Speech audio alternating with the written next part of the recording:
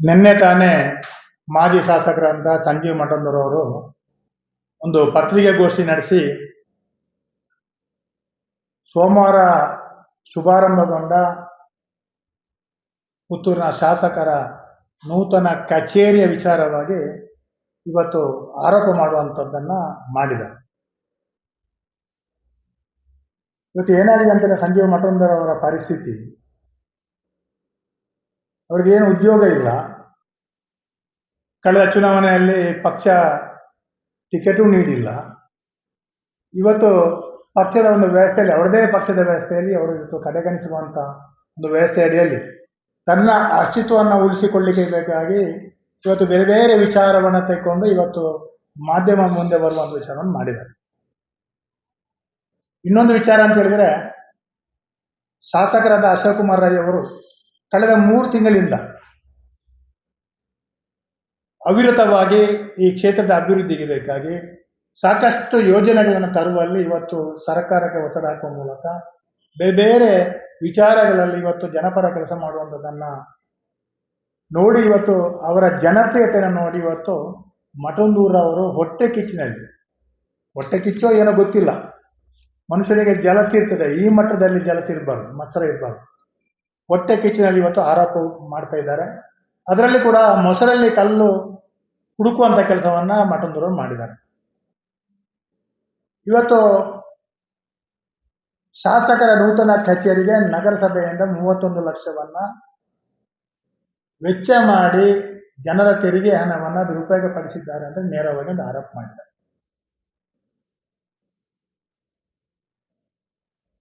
ಸರ್ಕಾರವು ಶಾಸಕರಿಗೆ ಸುಸಜ್ಜಿತವಾದಂತ ಕಚೇರಿಯನ್ನು ಕೊಡಬೇಕಾದ ಸರ್ಕಾರದ ಕರ್ತವ್ಯ. ಅದು ಯಾರೇ ಶಾಸಕರಿಗೆ ಅವ್ರಿಗೆ ಯಾವ ರೀತಿಯ ಅನುಕೂಲ ಬೇಕೋ ಆ ರೀತಿಯ ಅನುಕೂಲತೆಯ ಒಂದು ಕಚೇರಿಯನ್ನು ಒದಗಿಸುವಂಥದ್ದು ಶಾಸಕರಿಗೆ. ಅದು ರಾಜ್ಯದಲ್ಲಿ ಎಲ್ಲ ಕಡೆ ಈಗ ಶಾಸಕರ ಕಚೇರಿ ವ್ಯವಸ್ಥಿತವಾಗಿ ಸುಸಜ್ಜಿತವಾದ ಕಚೇರಿ ನಿರ್ಮಾಣಗೊಂಡು ಎಲ್ಲ ಶಾಸಕರು 224 ಶಾಸಕರು ಕಾರ್ಯನಿರ್ವಹಣೆ ಮಾಡ್ತಾ ಇದ್ದಾರೆ. ಆದ್ರೆ ಇವತ್ತು ಏನಾಗಿದೆ ಅಂತ ಹೇಳಿದ್ರೆ, ಅಶೋಕ್ ಕುಮಾರ್ ಅವರ ಜನಪ್ರಿಯತೆ ಒಂದು ಕಡೆ, ಇನ್ನೊಂದು ಕಡೆ ಅವರ ಕಚೇರಿಯಲ್ಲಿ ವ್ಯವಸ್ಥಿತವಾದಂಥ ಕಚೇರಿ, ಸುಸಜ್ಜಿತವಾದಂಥ ಕಚೇರಿ, ಜನಗಳಿಗೆ ಅನುಕೂಲವಾಗುವಂಥ ಕಚೇರಿ ನಿರ್ಮಾಣ ಮಾಡಿದ್ದು ಇವತ್ತು ಅವರಿಗೆ ಅದು ಸಹಿಸಿಕೊಳ್ಳಿಕ್ಕೆ ಆಗುದಿಲ್ಲ ನಾನು ತಿಳ್ಕೊಂಡಿದ್ದೇನೆ. ಒಂದು ಶಾಸಕರಿಗೆ ಕಚೇರಿ ಯಾಕೆ ಬೇಕು ಅಂತ ಹೇಳಿದ್ರೆ, ಸರ್ಕಾರ ಯಾಕೆ ಒದಗಿಸಿಕೊಟ್ಟಿದೆ ಅಂತ ಹೇಳಿದ್ರೆ, ಬರುವಂತ ಸಾರ್ವಜನಿಕರಿಗೆ ಅನುಕೂಲ ಆಗ್ಲಿಕ್ಕೆ ಬೇಕಾಗಿ ಬೇರೆ ಬೇರೆ ಕೆಲಸ ಕಾರ್ಯಗಳಿಗೆ ಜನರು ಬರ್ತಾರೆ, ಅವರಿಗೆ ಒಂದು ವ್ಯವಸ್ಥಿತವಾದ ಕಚೇರಿ ಇರಬೇಕು ಅಂತೇಳಿ ಸರ್ಕಾರ ಚಿಂತನೆಯಲ್ಲಿ ಇವತ್ತು ಶಾಸಕರಿಗೆ ಕಚೇರಿ ಒದಗಿಸುವಂತ ಕೆಲಸ ಸರ್ಕಾರ ಮಾಡಿದೆ. ಹಿಂದೆ 5 ಶಾಸಕರಾಗಿದ್ದಂತ ಸಂಜೀವ್ ಮಠಂದೂರವರ ಮಿನಿ ವಿಧಾನಸೌಧದಂತ ಶಾಸಕರ ಕಚೇರಿ ಒಂದು ಗೂಡಂಗಡಿ ತರ ಇತ್ತು. ಅದು ಗೂಡಂಗಡಿ, ಅಲ್ಲಿ ಒಂದು 5 ಜನ ನಿಂತು ಮಾತಾಡ್ಲಿಕ್ಕೆ ಸ್ಥಳಾವಕಾಶ ಇರಲಿಲ್ಲ. ಒಬ್ಬ ಅಧಿಕಾರಿಗಳು ಬಂದು ಕೂತು ಮಾತಾಡುವಂತ ವಿಚಾರ ಅಲ್ಲಿ ಆಗ್ತಾ ಇರಲಿಲ್ಲ. ಅಲ್ಲಿ ಬರುವಂತ ಜನರಿಗೆ ಅವರ ವಾಹನಕ್ಕೆ ಪಾರ್ಕಿಂಗ್ ವ್ಯವಸ್ಥೆ ಕೂಡ ಇರಲಿಲ್ಲ. ಯಾಕಂದ್ರೆ ಅದು ಬೇಡ, ಅವರಿಗೆ ಕಾಳಜಿ ಇಲ್ಲ, ಜನರಿಗೆ ಅನುಕೂಲ ಆಗುವಂತ ವ್ಯವಸ್ಥೆಯಲ್ಲಿ ನಾವು ಇರಬೇಕು ಎಂಬ ಕಾಳಜಿ ಅವ್ರಿಗೆ ಇರಲಿಲ್ಲ. ಆದ್ರೆ ಅಶೋಕ್ ಕುಮಾರ್ ಅವರ ಚಿಂತನೆ ಹೇಗೆ ಅಂತ ಹೇಳಿದ್ರೆ, ಒಂದು ಶಾಸಕರಲ್ಲಿ ಸಾರ್ವಜನಿಕರು ಬರ್ತಾರೆ, ವಿವಿಧ ಸಂಘ ಸಂಸ್ಥೆ ಪದಾಧಿಕಾರಿಗಳು ಬರ್ತಾರೆ, ಅಧಿಕಾರಿಗಳು ಬರ್ತಾರೆ. ಎಲ್ಲರಿಗೂ ಅಲ್ಲಿ ಬಂದಾಗ ಅವರು ಒಂದು ಕೂತು ಅವರ ಒಂದು ಸಮಸ್ಯೆಯನ್ನ ಹೇಳುವಂತ ವಿಚಾರ ಆಗಲಿ ಅಥವಾ ಒಂದು ಅಧಿಕಾರಿಗಳು ಬಂದು ಒಂದು ಮೀಟಿಂಗ್ ಮಾಡುವಂತ ವಿಚಾರ ಆಗಲಿ, ಇದಕ್ಕೆ ಸ್ಥಳಾವಕಾಶ ಬೇಕು. ಆ ನಿಟ್ಟಿನಲ್ಲಿ ಇವತ್ತು ಅಶೋಕ್ ಕುಮಾರ್ ಅವರು ಒಂದು ಒಳ್ಳೆ ರೀತಿಯ ಕಚೇರಿಯನ್ನು ನಿರ್ಮಾಣ ಮಾಡಿಕೊಡ್ಬೇಕು ಅಂತ ಜಿಲ್ಲಾಡಳಿತದಲ್ಲಿ ಕೇಳಿಕೊಂಡಾಗ, ಜಿಲ್ಲಾಡಳಿತದ ಮುಖ್ಯಸ್ಥರಾದಂತ ಜಿಲ್ಲಾಧಿಕಾರಿಗಳು ಇವತ್ತು ಈ ಒಂದು ಕಚೇರಿಯ ನವೀಕರಣ ಮಾಡುವಂತ ವಿಚಾರದಲ್ಲಿ ಇವತ್ತು ಆದೇಶ ಮಾಡಿದ ಪ್ರಕಾರ ಇವತ್ತು ಆ ಕಚೇರಿ ಸುಸಜ್ಜಿತವಾಗಿ ನಿರ್ಮಾಣಗೊಂಡಿದೆ.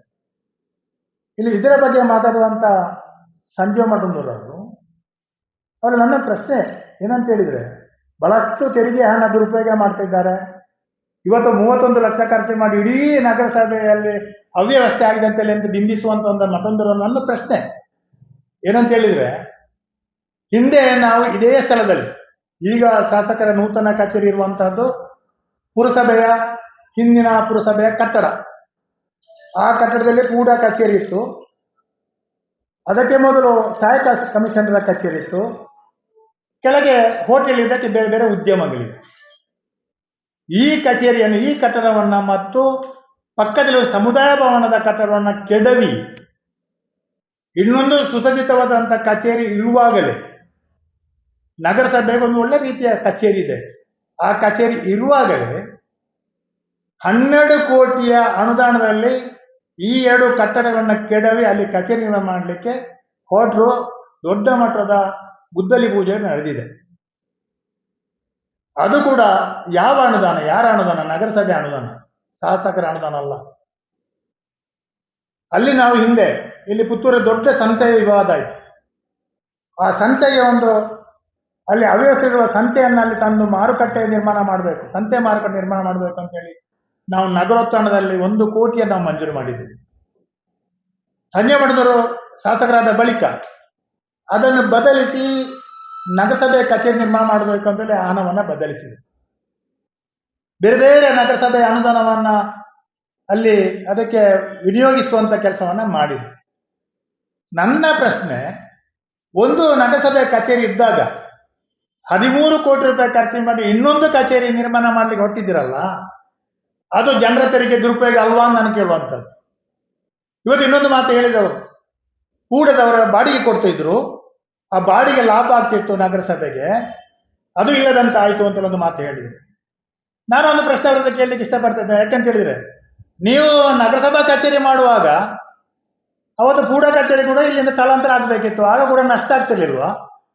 ನೀವು ಹೊಸದಾಗಿ ಕಟ್ಟಡ ನಿರ್ಮಾಣ ಮಾಡಲಿಕ್ಕೆ ಹೊರಟು ಆ ಹಳೆ ಕಟ್ಟಡ ಕೆಡವುವಂತ ಸಂದರ್ಭದಲ್ಲಿ ಆ ಕೆಳಗಿರುವಂತ ಉದ್ಯಮ, ಹೋಟೆಲ್ ಏನೆಲ್ಲ ಉದ್ಯಮಗಳಿಗೆ ಬಾಡಿಗೆ ಬರುತ್ತದೆ ಮಾಸಿಕವಾಗಿ, ಆ ಮಾಸಿಕ ಬಾಡಿಗೆ ಕೂಡ ಇವತ್ತು ನಗರಸಭೆ ನಷ್ಟ ಆಗ್ತಿರ್ಲಿಲ್ವಾ ಅಂತ ನನ್ನ ಪ್ರಶ್ನೆ.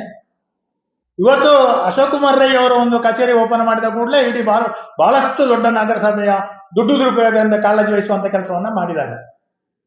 ಇಷ್ಟೇನಾ? ದುಡ್ಡು ದುರುಪಯೋಗ ನಿಮ್ಮ ಅವಧಿಯಲ್ಲಿ ದುಡ್ಡು ದುರುಪಯೋಗ ಆಗ್ಲಿಲ್ವಾ? ನಾವು ನಗರಸಭೆ ಆಡಳಿತ ಇದ್ದಾಗ ಯಾವ ತರ ಇತ್ತು ನಮ್ಮ ಕಚೇರಿ? ನಗರಸಭೆ ಅಧ್ಯಕ್ಷರಿಗೆ ಉಪಾಧ್ಯಕ್ಷರಿಗೆ ಕಚೇರಿ ಇತ್ತು.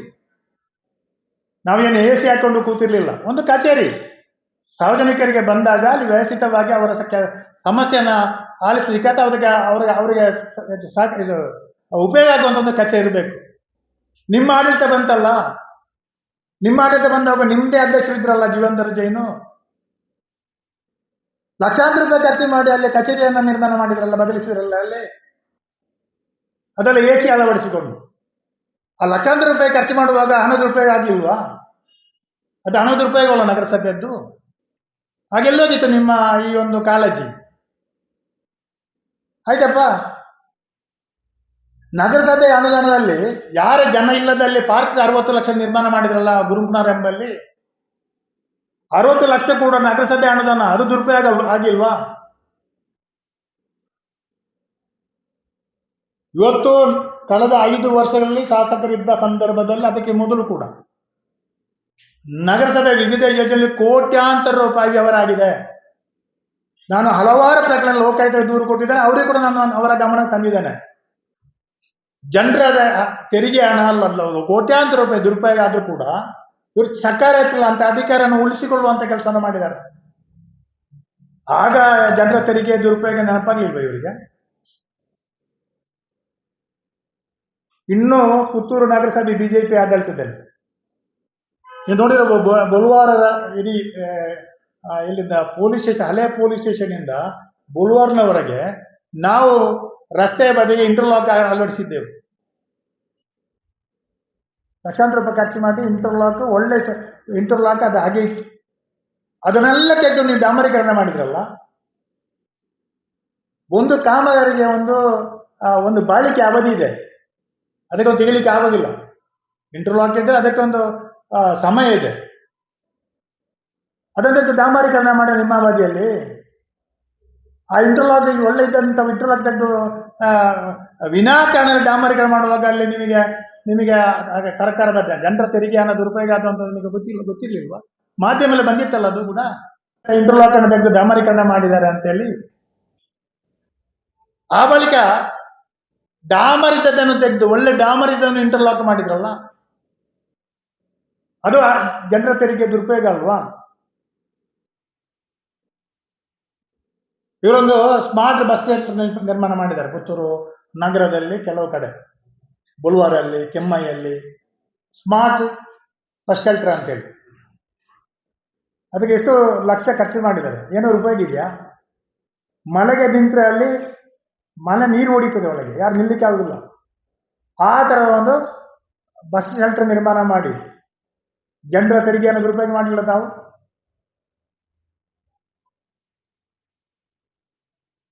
ಮುಕ್ರಂಪಾಡಿಯಲ್ಲಿ ಒಂದು ಸೇತುವೆ ನಿರ್ಮಾಣ ಆಯ್ತು, ಗೊತ್ತಾ ನಿಮಗೆ? 51 ಕೋಟಿ ನ್ಯಾಷನಲ್ ಹೈವೇ, 11 ಸೇತುವೆಗೆ 10 ಸೇತುವೆಗೆ 51 ಕೋಟಿ ರೂಪಾಯಿ.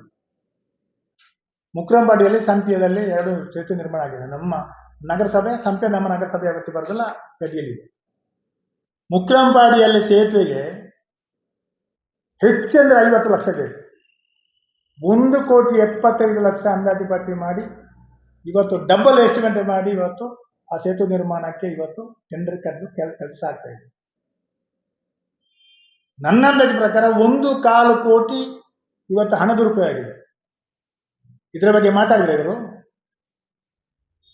ರೈಲ್ವೆ ಓವರ್ ಬ್ರಿಡ್ಜ್ ಉಂಟಲ್ಲ, ಅಂಡರ್ ಪಾಸ್, 13 ಕೋಟಿ ನನ್ನ ಚಿನ್ನದ ರಸ್ತೆಯ 13 ಕೋಟಿ ದುಪ್ಪಟ್ಟು ವೆಚ್ಚದಲ್ಲಿ ಇವತ್ತು ಅಷ್ಟು ಅಂದಾಜು ಪಟ್ಟಿ ಮಾಡಿ ಇವತ್ತು ಕಾಮಗಾರಿ ಮಾಡಿಸಲಾಗಿದೆ. 13 ಕೋಟಿಯಲ್ಲಿ ಬೇಕಿತ್ತ, ಅದು ವಿಚಾರ ಬೇರೆ. ಆ ಥರದ ದುಂದು ವೆಚ್ಚ ಮಾಡುವಂತ ಕಾಮಗಾರಿ ಮಾಡುವಾಗ ಜನರ ಹಣ ತೆರಿಗೆ ಹಣ ದುರುಪಯೋಗ ಆಗ್ತಂತ ನಿಮಗೆ ನೆನಪಿರ್ಲಿಲ್ವಾ? ಈಗ ಇವರೇ ಹೇಳುವ ರೀತಿಯಲ್ಲಿ ಪುರಸಭೆಗೆ ನಷ್ಟ ಆಗಿದೆ, 31 ಲಕ್ಷ ಪುರಸಭೆ ಅನುದಾನ. ಪುರಸಭೆ ಕಟ್ಟಡಕ್ಕೆ ಪುರಸಭೆ ಅನುದಾನದಲ್ಲಿ ಖರ್ಚು ಮಾಡಬೇಕು. ಪುರಸಭೆ ಕಟ್ಟಡಕ್ಕೆ ತಾಲೂಕು ಪಂಚಾಯತ್ ಅನುದಾನ ಖರ್ಚು ಮಾಡ್ಲಿಕ್ಕೆ ಆಗುದಿಲ್ಲ, ಮತ್ತೊಂದು ಇಲಾಖೆ ಅನುದಾನ ಖರ್ಚು ಮಾಡ್ಲಿಕ್ಕೆ ಆಗುದಿಲ್ಲ. ಆ ಕಟ್ಟಡ ಎಲ್ಲಿ ಯಾವ ಸ್ಥಿತಿಯಲ್ಲಿ ಇತ್ತು ಅಂತ ಹೇಳಿದ್ರೆ ಅದು ಇನ್ನೂ ಒಂದು 10 ವರ್ಷ 5 ವರ್ಷ ಹೋಗ ಬಿಲ್ಲೋಬ ಸ್ಥಿತಿ ಆಗ್ತಿತ್ತು. ಯಾಕಂದ್ರೆ ಇದನ್ನು ಮೇಂಟೈನೇ ಮಾಡಿರ್ಲಿಲ್ಲ ನಗರಸಭೆಯಲ್ಲಿ, ಸೋರ್ತಾ ಇತ್ತು ಆ ಕಟ್ಟಡ. ಇವತ್ತು ಶಾಸಕರ ಕಚೇರಿ ಆದ ಕಾರಣ ಕಟ್ಟಡ ಉಳಿಕೆ ಆಯ್ತು. ಆ ಕಟ್ಟಡಕ್ಕೆ ಒಂದು ಭದ್ರತೆ ಒದಗಿಸುವಂತ ಕೆಲಸ ಆಯ್ತು, ಮೇಲೆ ಶೀಟ್ ಎಲ್ಲ ಹಾಕಿ ಇವತ್ತು ಕಟ್ಟಡವನ್ನು ಉಳಿಸುವಂತ ಕೆಲಸ ಕಾರ್ಯ ಆಯ್ತು. ಆಯ್ತಪ್ಪ, ನೀವು ಬಹಳಷ್ಟು ಕಟ್ಟಡದ ಬಗ್ಗೆ ಕಾಳಜಿ ಇರ್ತಿದ್ರೆ ನೀವು 13 ಕೋಟಿಯಲ್ಲಿ ನಿರ್ಮಾಣ ಮಾಡುವಂತ ನಗರಸಭೆ ಕಚೇರಿಯ ನಿರ್ಮಾಣ ಆಗ್ತಿದ್ದಾಗ, ಒಂದು ವೇಳೆ ಆಗ್ತಿದ್ರೆ, ಈ ಕಟ್ಟಡ ಕೆಡವುತ್ತಿದ್ರೆ ಲಕ್ಷಾಂತರ ರೂಪಾಯಿ ನಷ್ಟ ಆಗ್ತಿರ್ಲಿಲ್ವಾ? ಕಟ್ಟಡ ಕೆಡವಿದ್ರೆ ಆ ಯೋಚನೆ ನಿಮಗೆ ಬರ್ಲಿಲ್ವಾ? ಒಂದು ನಗರಸಭಾ ಕಚೇರಿ ಇದ್ದಾಗ ಇನ್ನೊಂದು ಕಟ್ಟಡವನ್ನು ನಿರ್ಮಾಣ ಮಾಡುವಂತ ಅವಶ್ಯಕತೆ ಏನಿತ್ತು? 40% ಕಮಿಷನ್ ಆಸೆಯಲ್ಲಿ ತಾವು ನಿರ್ಮಾಣ ಮಾಡ್ಲಿಕ್ಕೆ 12 ಕೋಟಿ ಇಟ್ಟದ್ದ? ಇಲ್ಲೊಂದು ಚಿನ್ನದ ಬರ್ತಿದ್ದೆ, ಯಾರಿಗೂ ಉಪಯೋಗ ಇದೆ ನಾನು ಕೇಳುವಂಥದ್ದು.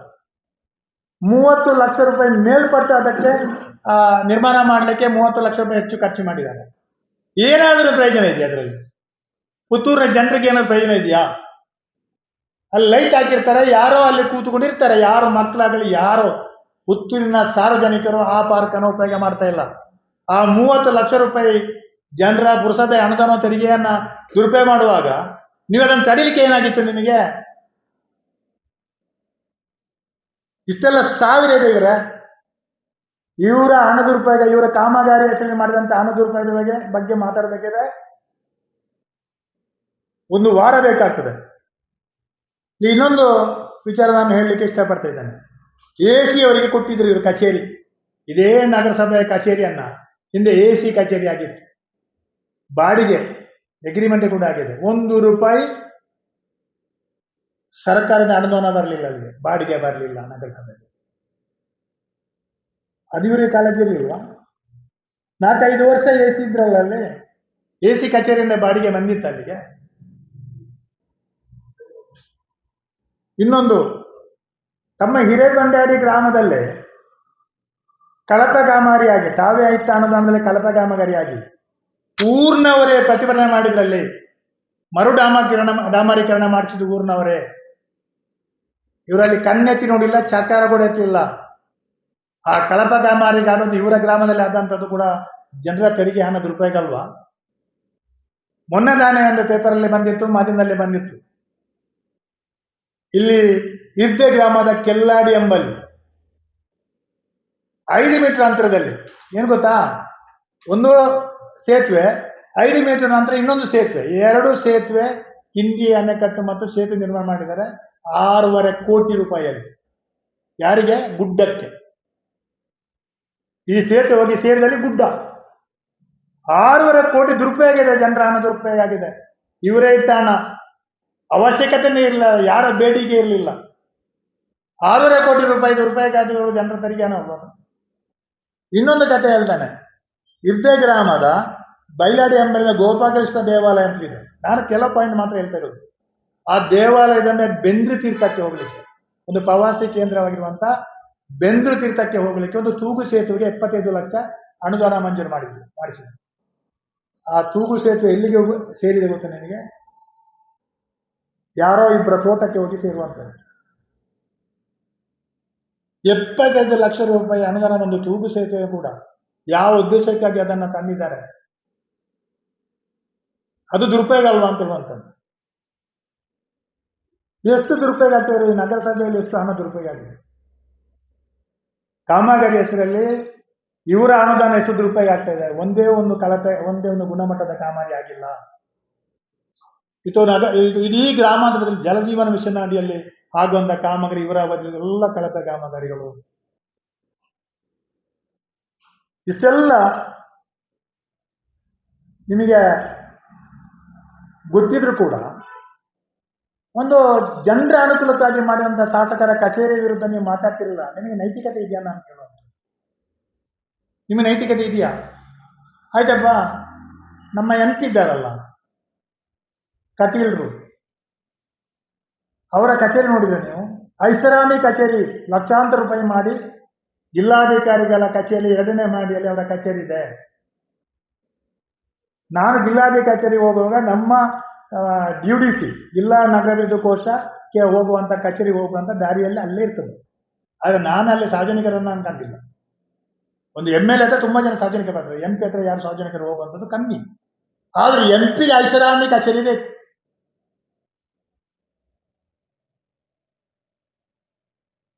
ಇವರ ಮನಸ್ಥಿತಿ ಅದು, ಇವರ ಗೂಡಂಗಡಿ. ಇದು ವಿಶಾಲವಾದಂಥದ್ದು.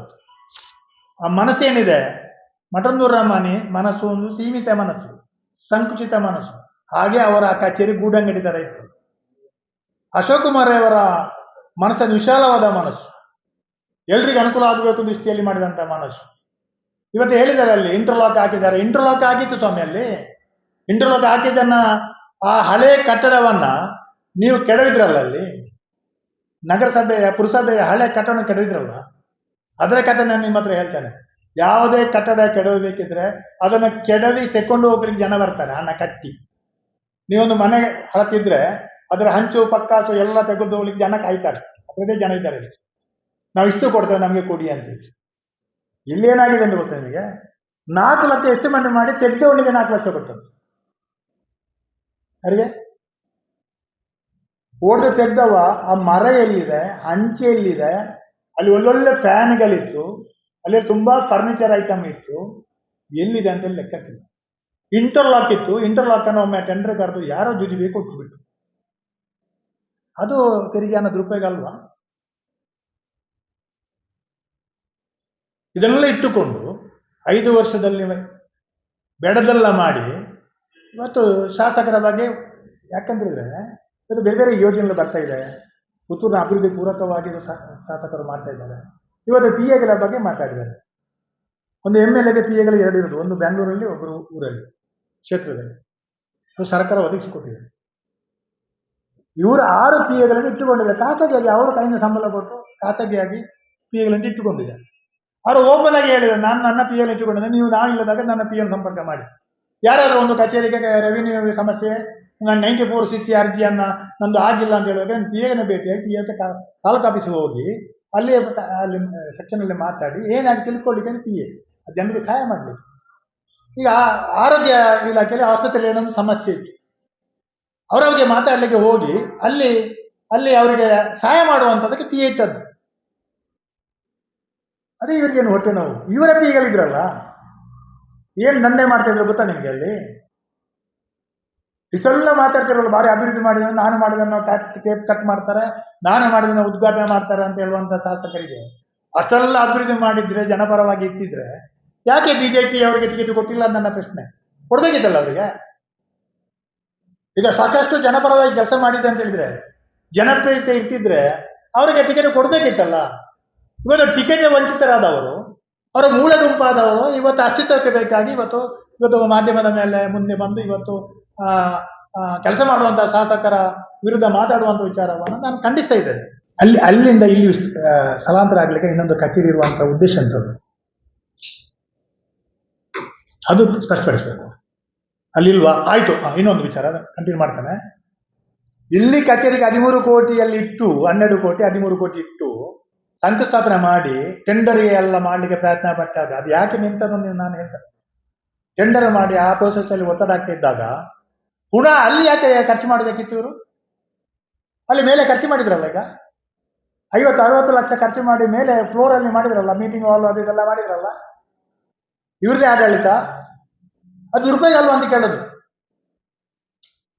ಈಗ ಇಲ್ಲಿ ಆಗೋದಿಲ್ಲ ಅಂತೇಳಿ ಓಕೆ, ಇಲ್ಲಿ ಆಗ್ತದೆ ಅಂತೇಳಿ ಎಲ್ಲ ಮಾಡಿ ಅಲ್ಲಿ ಹಣ ಇಟ್ಟು ಎಲ್ಲ ಮಾಡ್ತಾ ಇದ್ದಾಗ ಅಲ್ಲಿ ಕೂಡ ಪುನಃ ಖರ್ಚು ಮಾಡಿದಾರೆ ಅಂತ ಹೇಳಿದ್ರೆ ಅಲ್ಲಿ ಯಾಕೆ ಇವರು ಅಧ್ಯಕ್ಷರು ಉಪಾಧ್ಯಕ್ಷರು ಚೇಂಬರ್ ಚೇಂಜ್ ಮಾಡ್ಬೇಕಿತ್ತು? ಇಲ್ಲಿ ಹೇಗೂ ಖರ್ಚು ಸುಸಜ್ಜಿತವಾದ ಖರ್ಚು ಕಟ್ಟಡ ಆಗ್ತಲ್ಲ. ಎಲ್ಲ 40% ಕಾಮಗಾರಿ ಆಗಬೇಕು. ಕಮಿಷನ್ ಏನು ಕಮಿಷನ್ ಪಡಿಬೇಕು ಅದಕ್ಕೆ ಬೇಗ ಕಾಮಗಾರಿ. ಇಲ್ಲಿ ಕಟ್ಟಡ ಕೆಡವಳಿಕೆ ಯಾಕೆ ಗೊತ್ತು ನಿಮಗೆ ಆಗ್ಲಿಲ್ಲ? ಅದಕ್ಕೆ ನಮ್ದೇ ಅಡ್ಡಿ. ನಾನು ನೋಟಿಸ್ ಕೊಟ್ಟಿದ್ದೇನೆ. ಯಾಕಂದ್ರೆ ಒಂದು ಕಟ್ಟಡಕ್ಕೆ ಅದು ನಗರಸಭೆ ಅನುದಾನ ಮಾತ್ರ ಅಲ್ಲ, ಅದು 14th ಫೈನಾನ್ಸ್ 12th ಫೈನಾನ್ಸ್. ಒಂದು ಕಟ್ಟಡ ಕೊಡಬೇಕಿದ್ರೆ, ಒಂದು ಸರ್ಕಾರ ಯೋಜನೆಯಲ್ಲಿ ಕಟ್ಟಡ ಕೊಡಬೇಕಿದ್ರೆ ಅದಕ್ಕೆ ಬಾಳಿಕೆ ಸಮಯ ಅಂತಿದೆ, ಅದಲ್ಲದೆ ಕೆಡವಲಿಕ್ಕೆ ಆಗುದಿಲ್ಲ. ಅಲ್ಲಿ ಸಮುದಾಯ ಭವನ ನಿಮಗೆ ಗೊತ್ತಿಲ್ಲ. ಸಮುದಾಯ ಭವನದಲ್ಲಿ ಯಾವುದೇ ಬೇರೆ ಉಪಯೋಗ ಮಾಡಬಾರ್ದು ಅಂತೇಳಿ ಕೊಟ್ಟಿದೆ, ಅದು ಅನುದಾನ ಬೇರೆ. ಆ ತಾಂತ್ರಿಕ ತೊಂದರೆಯಿಂದಾಗಿ ಇವರು ಕಟ್ಟಡ ಅಲ್ಲಿ ಟೆಂಡರ್ ಕರೀಲಿಕ್ಕೆ ಆಗಲಿಕ್ಕೆ ಏನು ಮಾಡ್ಲಿಕ್ಕೆ ಆಗಿಲ್ಲ ಅಷ್ಟೇ. ಅದನ್ನು ಪ್ರಶ್ನೆ ಮಾಡಿದ ನಾವೇ, ಬೇರೆ ಯಾರಲ್ಲ. ಅವ್ರ ಜನ್ಮದಲ್ಲಿ ಮಾಡ್ಲಿಕ್ಕೆ ಆಗಲ್ಲ, ಕಟ್ಟಡ ಹೊಡೆದು ಮಾಡ್ಲಿಕ್ಕೆ ಆಗಲ್ಲ, ನಾವು ಬಿಡುವುದಿಲ್ಲ. ಅದು ಪ್ರಾಪರ್ಟಿ ನಗರಸಭೆಯದ್ದು. ಸರ್ಕಾರದ ಯೋಜನೆಯಲ್ಲಿ ಬಂದಂತ ಅನುದಾನದಲ್ಲಿ ಆದಂತ ಯಾವ ಕಟ್ಟಡವನ್ನ ಸರ್ಕಾರ ಅನುಮತಿ ಇಲ್ಲದೆ ಕೆಡವಲಿಕ್ಕೆ ಆಗುದಿಲ್ಲ. ನೇರವಾಗಿ ಇಲಾಧಿಕಾರಿಗಳು ನಾನೇ ಗಮನ ಕೊಟ್ಟಿದ್ದೇನೆ. ಈ ರೀತಿ ಆಗ್ತಾ ಇದ್ದಾರೆ. ರಾಜೇಂದ್ರ ಹತ್ರ ಕೇಳಿ, ಈ ರೀತಿ ಕಟ್ಟಡವನ್ನ ಕೆಡವಲಿಕ್ಕೆ ಆಗುದಿಲ್ಲ, ಕೆಡವಲಿಕ್ಕೆ ಬಿಡಬಾರದು ಅಂತೇಳಿ. ಹಾಗಾಗಿ ಕಟ್ಟಡ ಕೆಡವಿದ್ರೆ ನಷ್ಟ ಆಗ್ತಿರ್ಲಿಲ್ವಾ? ಬಾಡಿಗೆಲ್ಲ ಹೋಗ್ತಿಲ್ಲ, ನಷ್ಟ ಆಗ್ತಿಲ್ವ? ಅಷ್ಟು ಜನರ ಬಾಡಿಗೆ ಎಬ್ಬಿಸಿಗೆಲ್ಲ ಹೊರಟರು, ನೋಟಿಸ್ ಎಲ್ಲ ಕೊಟ್ಟು ಟೆಂಡರ್ ಎಂತ ಆಗಿದೆ ಗೊತ್ತು ನಿಮಗೆ? ಮಂಡ್ಯದಕ್ಕಲ್ಲ, ಒಂದು ಟೆಂಡರ್ ಕಾಮಗಾರಿ ಬೇರೆ ಬೇರೆ ಯೋಜನೆ, ಅಲ್ಲಿ 1 ಕೋಟಿ ಇಲ್ಲಿ 1 ಕೋಟಿ, ಇದು ನಾಯ್ತಿಂದಾಗೆ ಮಾಡ್ಲಿಕ್ಕೆ ಆಗುದಿಲ್ಲ. ಒಂದೇ ಯೋಜನೆಯಲ್ಲಿ ಒಂದೇ ಅನುದಾನ ನಡಿಬೇಕು. ಒಂದು ಶಾಸಕರಾದವರಿಗೆ ಸ್ವಲ್ಪ ಕನಿಷ್ಠ ಜ್ಞಾನ ಬೇಕು. 1 ಕೋಟಿಯಲ್ಲಿ 1 ಕೋಟಿಯ ಕಾಮಗಾರಿ ಮಾತ್ರ ಮಾಡಬೇಕು. ರಸ್ತೆ ಮಾಡ್ಲಿಕ್ಕೆ ಆಗ್ತದೆ. 1 ಕೋಟಿ ಇದೆ, ಒಂದು ರಸ್ತೆ ಇಷ್ಟು ಉದ್ದ, ಆ ನಂತರ ಉಳಿಕೆ ಮತ್ತೊಂದು ಅನುದಾನ ಉದ್ದ ಮಾಡ್ಬೋದು. ಕಟ್ಟಡವನ್ನ 4 ಗೋಡೆ ಒಂದು ಅನುದಾನದಲ್ಲಿ, ಇನ್ನು ಆಚೆ 4 ಗೋಡೆ 4 ಕೋಣೆ ಇನ್ನೊಂದು ಅನುದಾನ ಮಾಡ್ಲಿಕ್ಕೆ ಆಗ್ತದ? ಅಥವಾ ಫ್ಲೋರ್ ಇನ್ನೊಂದು ಅನುದಾನ ಮಾಡ್ಲಿಕ್ಕೆ ಆಗ್ತದ? ಬೇರೆ ಅನುದಾನದಲ್ಲಿ ಇವರು ಮಾಡಿದ್ದಾರೆ. ಆ ತಾಂತ್ರಿಕ ತೊಂದರೆ ಆಗಿ ಇವ್ರದ್ದು ಆಗ್ಲಿಲ್ಲ. ಇಲ್ಲದ್ರೆ ಭಾರಿ ಪಾರ್ಸಲ್ ಮಾಡ್ತಿದ್ರು, ಹೊಡೆದು ತೆಗೆದಿದ್ರು. ನಮ್ಮ ಯಾವ ಕಂಪ್ಲೇಂಟ್ ಇದ್ರು ಕೂಡ ಮತ್ತೆ ಅಧಿಕಾರಿಗಳು ಅದು ಶಂಕ ಸಲ್ಲಿಸಿದ್ರು, ಅದು ಬೇರೆ ವಿಚಾರ. ತಾಂತ್ರಿಕ ತೊಂದರೆ ಅದು ಕೂಡ ಆಯ್ತು. ಯಾವ್ದಕ್ಕೆ ಇಡಬೇಕು, ಏನು ಮಾಡಬೇಕು ಅಂತ ಗೊತ್ತಿರಲಿಲ್ಲ ಇವ್ರಿಗೆ. ಈಗ ಸಂತೆ ಅದು ಶಿಫ್ಟ್ ಮಾಡಿದ್ರಲ್ಲ, ಯಾಕೆ ಸಂತೆ ದಾರಿಯಲ್ಲಿ ಉಂಟಲ್ಲ ಅಲ್ಲಿ, ಇವರೇ ಹೋರಾಟ ಮಾಡಿದವರಲ್ಲ ಸಂತೆ ಅವಾಗ ಹೀಗೆ ಅಂತ ಹೇಳಿ. ಸಂತೆ ಹೋರಾಟದ ಒಬ್ಬ ಬಿಜೆಪಿ ನಾಯಕರಿಗೆ ಸಂತೆ ವಿಚಾರ ನಾನು ಹಾಕಿದಾಗ ಮುಂಚಿನಲ್ಲಿದ್ದ ಬೀಜನ ಹೆಸರು ಹೇಳುವುದಿಲ್ಲ, ನನಗೆ ವಾಟ್ಸಪ್ ಮಾಡಿದ್ದಾರೆ, ಸಂತೆಗೆ ಬೆಂಕಿ. ಹೌದು, ಸಂತೆ ಉಳಿಸಬೇಕು ಅಂತ ಹೋರಾಟ ಮಾಡಿದ ಬಿಜೆಪಿಯ ಮುಂಚಿನ ನಾಯಕ, ಆ ಹೋರಾಟದಲ್ಲಿದ್ದ ನಾಯಕ. ನಾನು ಈ ವಿಚಾರವನ್ನು ನಾನು ವಾಟ್ಸಪ್ ಹಾಕಿದಾಗ ಅದನ್ನು ನನಗೆ ಕಳಿಸಿದ್ದು, ಸಂತೆಗೆ ಬೆಂಕಿ, ಸಂತೆಗೆ ಬೆಂಕಿ. ಸರ್, ಅವರ ಕಾಳಜಿ ಎಲ್ಲಿವರೆಗಿತ್ತು ಅಂದ್ರೆ ಟೋಟಲಿ ಕಾಂಗ್ರೆಸ್ ಅವರು ಏನು ಮಾಡ್ತಾರೆ ಅದು ವಿರೋಧಿಸುವಂತ ಕಾರ್ಯಕ್ರಮ ಅವತ್ತಾ. ಇದು ಸರಿಯಾ ಅಂತ ನಾನು ಕೇಳೋದು. MP ಗೆ ಬೇಕಿತ್ತು ಐಷಾರಾಮಿ ಕಚೇರಿ? ನೋಡಿರಿ ನೀವೊಮ್ಮೆ ಹೋಗಿ ನೋಡಿ. ನಾನು ಹೋಗಿದ್ದೇನೆ, ನೋಡಿಲ್ಲ ನೀವು? ಹೇಗಿತ್ತು ಕಚೇರಿ? MP ಗೆ ಮಾಡ್ಬೋದು, ಬಿಜೆಪಿ ಅವರು ಯಾರು ಬೇಕಾದ್ರೆ ಏನು ಮಾಡ್ಬೋದು, ಕಾಂಗ್ರೆಸ್ ಅವರು ಏನು ಮಾಡ್ಬಾರ್ದು. ಈಗ ಕಟ್ಟಡಕ್ಕೆ ಅನುದಾನ ಮಾಡಿದ್ದೆ ನಗರಸಭೆ ಪ್ರಾಪರ್ಟಿ, ನಗರಸಭೆ ಅನುದಾನ ಮಾಡಿ ಉಪಯೋಗ ಮಾಡಿದೆ ಅಲ್ವಾ? ಇನ್ನೂ ಇದೆ, ಇನ್ನು ಒಂದೊಂದೊಂದೇ ಬರ್ತದೆ, ಸಹಕಾರ ಸೇರಿ ಸಹಕಾರ ಬರ್ತದೆ.